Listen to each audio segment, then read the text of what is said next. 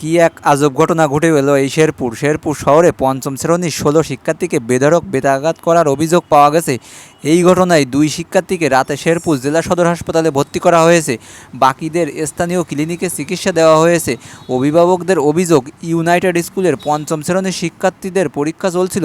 এই সময় পরীক্ষা শেষে খাতা দিতে দেরি করা স্কুলের প্রধান শিক্ষক পঙ্কজ দেবনাথ ১৬ জন শিক্ষার্থীকে বেত দিয়ে বেধড়ক পিটুনি দেয়। এ সময় ৩ শিক্ষার্থী জ্ঞান হারিয়ে ফেলে। পরে মাথায় পানি দেওয়ার পর তাদের জ্ঞান ফিরে আসে। স্থানীয় ক্লিনিকে প্রাথমিক চিকিৎসা দিয়ে তাদেরকে বাড়ি পাঠিয়ে দেওয়া হয়, কিন্তু রাতে শরীরে ব্যথা ও আতঙ্কিত হয়ে পড়ায় তাদের অভিভাবকরা রাতের জুই ও ঝুমুককে শেরপুর জেলা হাসপাতালে ভর্তি করেন। এ সময় ছাত্ররা অভিভাবকরা দায়ী করেন শিক্ষকদের বিচার করতে।